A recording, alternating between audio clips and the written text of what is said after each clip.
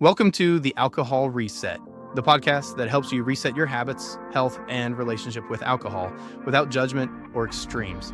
If you're looking to cut back, take a break, or just understand how drinking can affect your body and mind, you're in the right place. Each episode brings you science-backed insights on neuroscience, nutrition, and habit change to help you feel better, sleep deeper, and take control on your terms. I'm Mike Hardenbrook, best-selling author, neuroscience enthusiast, and habit change expert. I've helped thousands through my book and podcast to rethink their drinking, and now I'm here to help you do the same. Let's get started. Hey everyone, Mike Hardenbrook here. Welcome back. All right, the season is definitely upon us, isn't it? The lights are twinkling. Maybe you hear some carols somewhere. That whole festive vibe is building. And there you are, holding that very first seasonal drink. Could be eggnog, could be mulled wine, maybe something sparkly. Whatever it is, it feels good. It feels celebratory. And let's be honest, it probably feels pretty earned. But hold on, right there, that exact moment. That's what I want to talk about today. We're going to dive into the research around holiday habits, self-control, neuroscience, the whole deal. And our mission today is really just to unpack the impact of that one small choice, taking that first sip. Sounds a bit dramatic maybe, but stick with me. The big question I want you to ask yourself right now is, will I regret this moment tomorrow? Because the thing is, the biology, the psychology, it all kicks in immediately. We're not talking about problem drinking here. This is basic behavioral science that applies to, well, pretty much everyone. Research shows that first drink isn't just a drink. It's a powerful trigger. There's actually a term for this mental shift that happens. Behavioral psychologists call it the Abstinence Violation Effect, AVE for short. Sounds fancy, but the idea behind it is incredibly simple. And I think very relatable. Maybe you spent weeks or even just a day thinking, okay, I'm going to be mindful this holiday season, or I'll just have one. You draw that line in the sand mentally. But the moment you consciously step over that line, even with just one sip, something shifts. The mental effort, the sort of vigilance you needed to hold that line, it just plummets. It's like once the seal is broken, mentally speaking, it becomes so much easier to slide back into older habits, the ones that maybe aren't serving you as well. You start justifying the next choice by thinking, well, I already kind of messed up with the first one, so you basically used up your mental veto power for that moment. The internal argument is lost.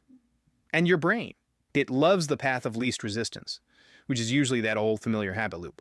So that AVE, that's the psychological door swinging open.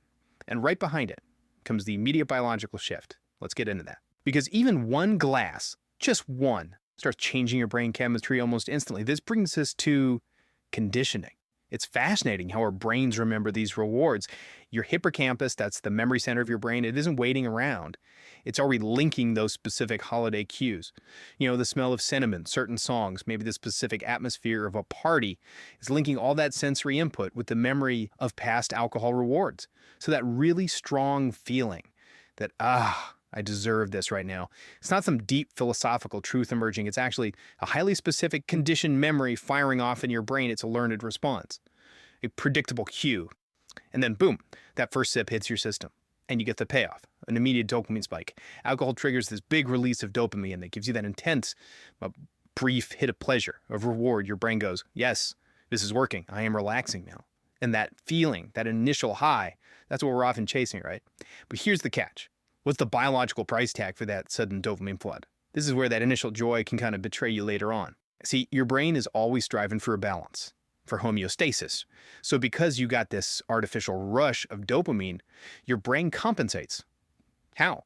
By lowering its own baseline dopamine production afterward, suddenly you're operating from a deficit, a depleted state. And that mechanism, that compensation, that's why the initial buzz often fades into, less pleasant feelings. Irritability, maybe some anxiety, or just feeling kind of flat later on, or definitely the next day. Your system is scrambling to reset itself, and frankly, that feels pretty lousy. So yeah, the higher the artificial high, the further you dip below your normal operating level afterward. And speaking of dips and feeling lousy, we absolutely have to talk about the stress system, specifically cortisol. What's its role in that lovely thing some people call anxiety? Well, cortisol is your body's main stress hormone, and its levels naturally rise after you drink alcohol. Now this gets compounded big time if you walk into that party or start your evening already feeling tired, stressed, or anxious. Which, let's be real, is probably most of us during the holiday season rush, right? Alcohol itself acts as a physiological stressor, pushing those cortisol levels even higher. So what happens when you combine elevated cortisol with a depleted dopamine system? It's a pretty predictable recipe for misery, unfortunately. It leads to poor sleep. You might pass out quickly, sure, but the actual quality of that sleep is fragmented. It's not restorative. It definitely increases next day irritability, snappishness, low tolerance. And it really fuels that awful mix of physical tiredness and mental angst, that anxiety. You're basically physically and chemically compromised. The stress of the alcohol is piled onto any existing mental stress, making the rebound feel so much worse. So the goal here for all of us shouldn't just be about avoiding the regret of having too many drinks. It's really about actively protecting the peace and relaxation we were actually seeking in the first place. Because often that first drink, it isn't truly about the taste, is it? Not really. No, the research suggests it's fundamentally about marking a transition. It's the signal flare to your brain saying, okay, demanding work mode or crazy air mode is over. Permission to relax, granted. Now, alcohol is just a really fast, culturally accepted shortcut to trigger that state change. But that idea of transition is key. Because if alcohol is just a shortcut signal, then we can take back control, right? We gain agency by building new, healthier rituals. Rituals that cue the brain change without the chemical roller coaster. How do we actually rewire those conditioned patterns? We need to give the brain a different signal, a non-chemical one that says, hey, the stressful part of the day is done now. The research really points towards substituting the habit.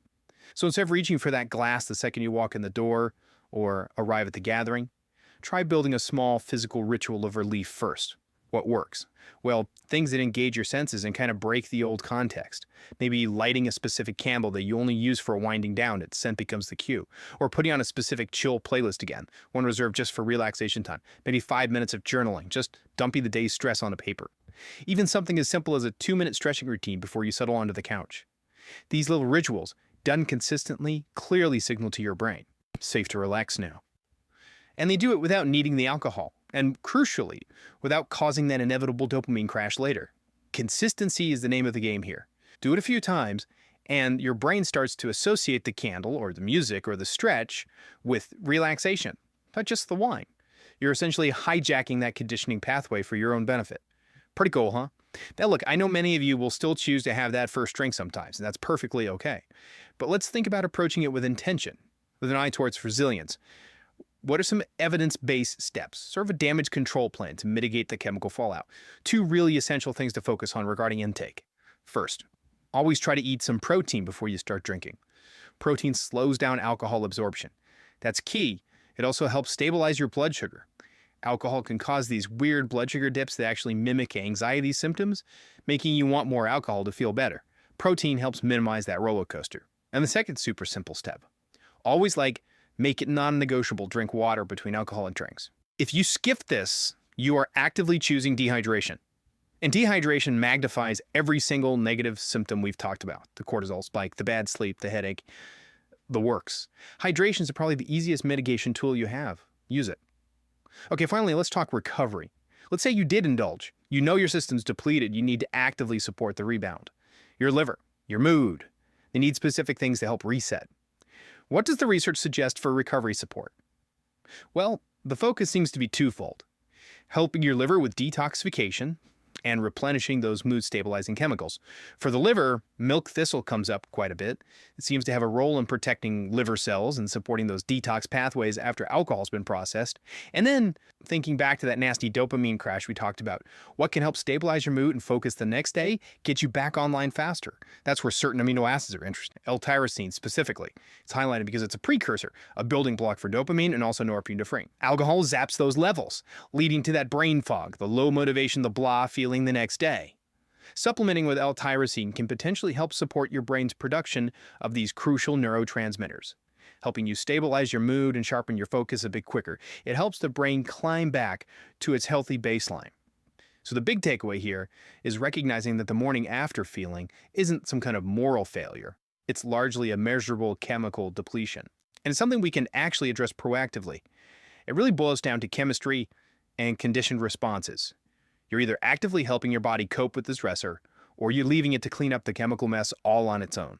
So that first drink, its real significance isn't just the alcohol content. It's about what it represents in that moment. It's a choice point. A choice between acting with intention, or maybe just carelessness, or autopilot. Asking yourself, will I regret this? It's not meant to layer on guilt. Please don't hear that. It's purely about bringing awareness to the choice. About acting with intention. about actively protecting your own peace and energy. So my encouragement to you is to approach this whole season consciously. Prioritize your energy. Protect your peace. And remember, when you make choices rooted in resilience, looking after your future self, you'll always beat regret in the long run. So here's a little challenge for you right now. Can you identify just one new non-alcoholic ritual you could try? Maybe even tonight. Something small to signal that transition from go, go, go mode to time to relax mode. Start rewiring that brain pathway today. Even a tiny step makes a difference. All right, that's our deep dive for today. Thanks for tuning in. We'll catch you on the next exploration. That's a wrap for today's episode. If you got something out of this, do me a quick favor. Leave a rating and review on whatever podcast platform you're listening on. It helps keep the show going and would mean the world to me. Got ideas, comments, or questions? Shoot me an email at mike@trycloud9.com. I'd love to hear from you. And if you're looking for extra support, check out Cloud9, makers of Daily Restore, a once-a-day supplement to support your body from alcohol's effects, and Rise and Unwind AM/PM, a 24-hour combo to curb cravings, balance mood, and improve sleep when taking a break. Go to trycloud9.com and use the code PODCAST to save 15% on your next order. Thanks for listening, and I'll catch you next time.